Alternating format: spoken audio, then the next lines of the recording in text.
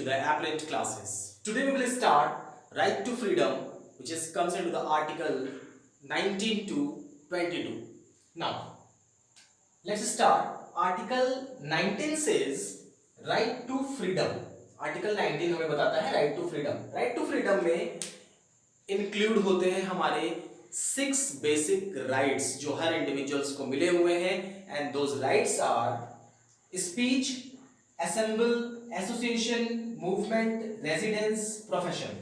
ये 6 rights हैं जो आते हैं इसी आर्टिकल के अंदर, आर्टिकल 19 के अंदर ही आते हैं, जो राइट टू फ्रीडम का ही पार्ट है.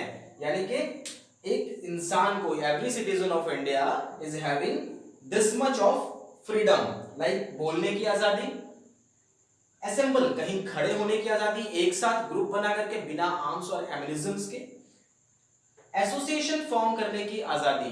एसोसिएशन फॉर्म करने की आजादी में मैं आपको बताता चलूं कि टू फॉर्म एन एसोसिएशन, ये राइट पहले इतनी थी हमारे पास, लेकिन 97th अमेंडमेंट हुआ. अमेंडमेंट याद रखना है, 97th अमेंडमेंट के तहत इसमें और जोड़ा गया कि हर पर्सन फ्री है कोई भी सोसाइटी या कोऑपरेटिव सोसाइटीज बनाने के लिए.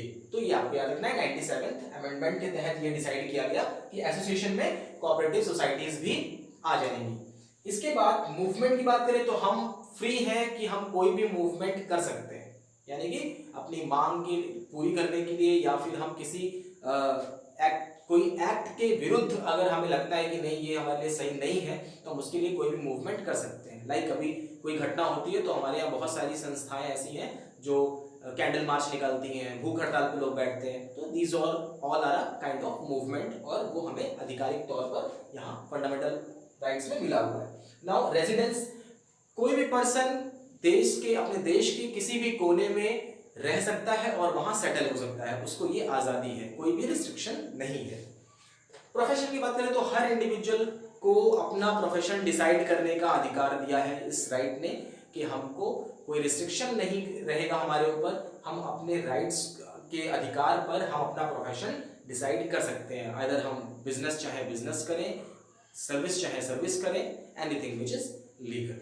नाउ क्वेश्चन यहां से ये बनता है कि आपको बताना है कि ये राइट्स जो है, राइट टू फ्रीडम में जो ये 6 राइट्स आपकी हैं जो आपको मिली हैं इंडिविजुअल को, उसका सीक्वेंस क्या है, क्योंकि they are come into the sequence. इससे एक ही सवाल आता है, क्योंकि आपको ऐसे याद करना चाहिए तो आसान है, बट उसको सीक्वेंस में कैसे आप याद करेंगे. तो ये जैसा मैंने लिखा है ये इसी सीक्वेंस में है.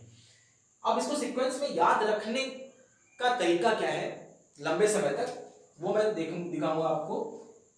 SAAM RPAN, एक ये वर्ड बनता है which is very close to समर्पण.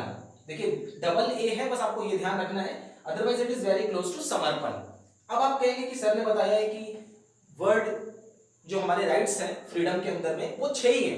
सर ने यहाँ पर लेटर तो 8 लिखा है, तो 8 लिखा है, आपको लास्ट के 2 लेटर से मतलब नहीं है, क्योंकि ये सिर्फ हमने एक वर्ड के फॉर्मेशन के लिए लिखा है.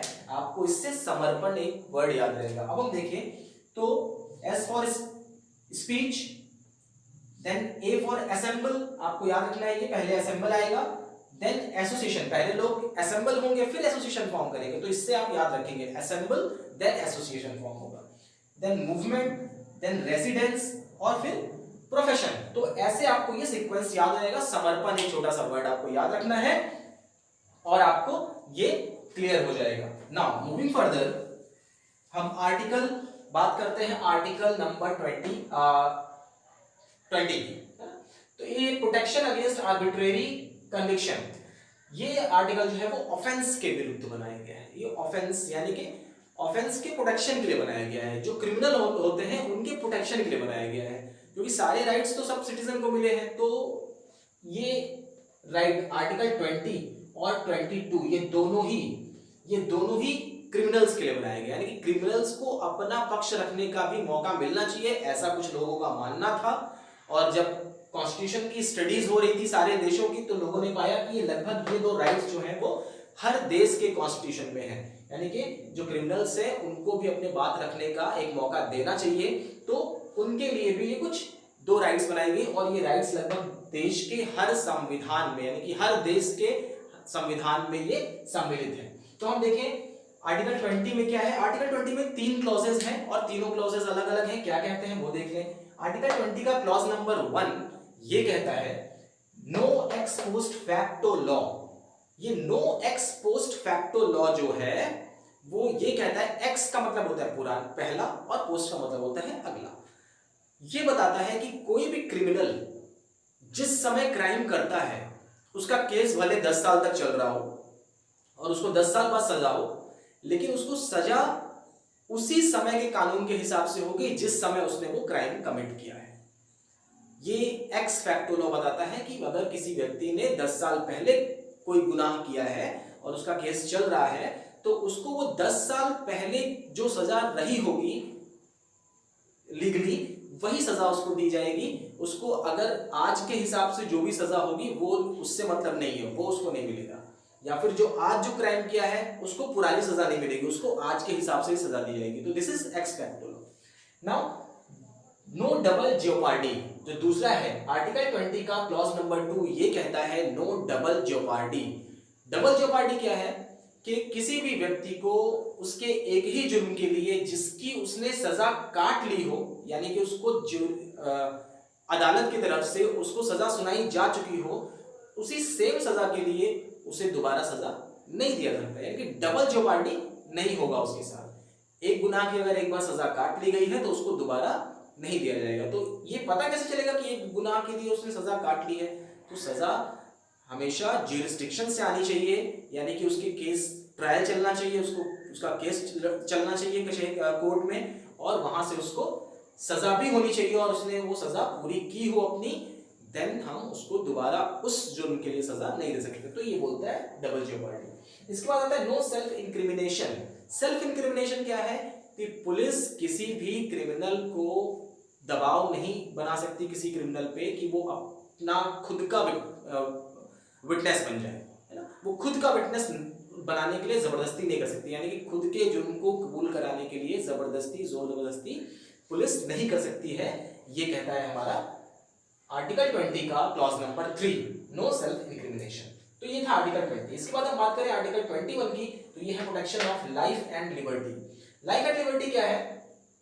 ये बताता है हमें कि हमारी जो लिबर्टी यानी कि हमारी प्राइवेसी, ये जो आर्टिकल है ये आर्टिकल हमारे सिटीजन के लिए भी है और नॉन सिटीजन के लिए भी है, ये दोनों के लिए है। ये नॉन सिटीजन, ये बड़ा इंपॉर्टेंट चीज है, आप याद रखिएगा कि this article is for citizen of India and non citizen of India as well, यानी कि उसको जीने का अधिकार उसको भी रहेगा, उसकी भी प्राइवेसी लिबर्टी प्राइवेसी है ना। हम किसी जो नॉन रेजिडेंशियल होगा यानी कि जो नॉन सिटीजन होगा इंडिया का, अगर वो भी आएगा तो उसकी भी प्राइवेसी उतनी ही इंपॉर्टेंट रहेगी जितनी एक सिटीजन की है। तो हम प्राइवेसी उसको भी देंगे और लाइफ का जीने का अधिकार उसको भी होगा।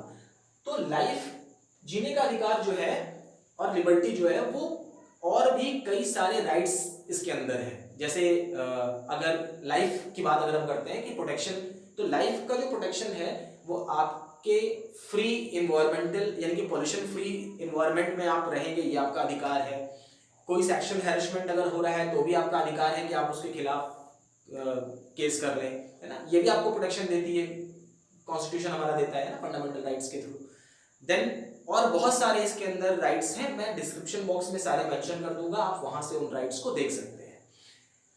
नाउ आर्टिकल 21 में ही, आर्टिकल 21 में 21 क्लॉज ए आता है जो 86th अमेंडमेंट, याद रखिएगा बहुत इंपॉर्टेंट है, 86th अमेंडमेंट के थ्रू 2002 में एक कॉन्स्टिट्यूशनल अमेंडमेंट हुआ जिसमें यह बताया गया कि एक नया होगा आर्टिकल 21 क्लॉज ए बनेगा जिसमें right to education of children, जी हाँ, जिसमें सर्व शिक्षा अभियान की जो हम बात करते हैं, जो 6 साल से 14 साल तक के बच्चों को जो हम मुफ्त शिक्षा दे रहे हैं वो शामिल है ना। तो ये आर्टिकल 21 ए के तहत है और वो 86 अमेंडमेंट के थ्रू हुआ था। ना आर्टिकल 22 की अगर हम बात करें तो ये है protection against arrest and detention. जैसे कि मैंने पहले बताया ये भी आपके क्राइम से रिलेटेड है, क्रिमिनल्स के लिए ही प्रोटेक्शन के लिए बना है। तो ये भी इसीलिए बना है कि अब क्रिमिनल अपने पक्ष को रख सके। तो आर्टिकल 22 में 2 क्लॉजेस हैं, क्लॉज 1 क्लॉज 2। हम पहले देखिए क्लॉज 1 क्या कहता है। क्लॉज 1 ये कहता है कि कोई पुलिस जब किसी क्रिमिनल को अरेस्ट करती है तो उसे उसके क्राइम को बताना होता है कि उसने किस क्राइम के बेस पे उस पर्टिकुलर व्यक्ति को गिरफ्तार किया है, और उस ताकि वो व्यक्ति जो है वो अपने अधिकार के लिए, यानी कि किसी लॉयर को हायर कर सके अपना केस लड़ने के लिए, किसी भी अपने लॉयर को, अपने मर्जी के लॉयर को हायर कर सके। ठीक है, पहली चीज अपने मर्जी के लॉयर को। दूसरी चीज ये है कि अगर वो व्यक्ति बहुत गरीब है और उसके पास पैसे नहीं है कि वो लॉयर हायर कर सके, तो वो रिक्वेस्ट कर सकता है जुरिस्डिक्शन से, तो उसको पब्लिक लॉयर्स भी प्रोवाइड कराए जाते हैं जो फ्री ऑफ कॉस्ट उसका केस लड़ते हैं। इसके बाद आर्टिकल 22 जो 22 का जो क्लॉज 2 है वो ये कहता है कि अगर पुलिस ने किसी क्रिमिनल को अरेस्ट किया है तो उसको वो थाने में 24 घंटे से ज्यादा नहीं रह सकते, यानी कि विद इन 24 आवर्स उनको मजिस्ट्रेट के सामने उस क्रिमिनल को पेश करना पड़ता है। ये बहुत इंपॉर्टेंट है कि उसको पेश करना ही पड़ेगा, इसके इनके पास कोई और ऑप्शन नहीं होगा। 24 आवर्स जो है वो इंक्लूडेड है उसके ट्रेवल टाइमिंग में भी, यानी कि थाने से, पुलिस स्टेशन से मजिस्ट्रेट तक जाने में जो टाइम लगेगा उस टाइम को भी इंक्लूड करके इसको बताया गया कि 24 आवर्स के अंदर उस पर्टिकुलर क्रिमिनल को उसे पेश करना पड़ेगा मजिस्ट्रेट के सामने। तो ये तो था हमारा right to freedom from 19 to 22। इसके बाद हम बात करें तो तीसरा जो राइट है वो राइट अगेंस्ट एक्सप्लॉयटेशन आर्टिकल 23 और 24 के तहत आता है, जिसमें बहुत easy prohibition of traffic in human being and forced labour, ये बताता है हमें आर्टिकल 23। याद रखना है आपको, आर्टिकल 23 बताता है ट्रैफिकिंग ह्यूमन बीइंग, यानी कि ह्यूमन ट्रैफिकिंग है ना, इंसानों की तस्करी है ना, उनके बॉडी पार्ट्स के लिए। तो ह्यूमन ट्रैफिकिंग की पे रोक, प्रोहिबिशन है। और फोर्स लेबर, आप किसी को फोर्सफुली लेबर नहीं बना सकते, किसी को फोर्सफुली काम नहीं करा सकते है ना, तो क्योंकि वो फिर स्लेवरी में आ जाएगा। तो ये आर्टिकल 23 बताता है। और आर्टिकल 24 बताता है prohibition of employment of children, यानी कि चाइल्ड लेबर से रिलेटेड है ये आर्टिकल 24। आर्टिकल 24 में चाइल्ड लेबर के बारे में बताया गया कि चाइल्ड लेबर इज ऑफेंस, आप चाइल्ड लेबर नहीं रह सकते। और 23 बताता है human trafficking and forceful labours. Now this is all about the right to freedom and right against exploitation. तो हमने आर्टिकल 19 से लेके आर्टिकल 24 तक यहाँ पर पढ़ लिया है, और जो नेक्स्ट आर्टिकल्स होंगे वो हम लोग डिस्कस करेंगे नेक्स्ट वीडियो में। Till then, good bye and be healthy.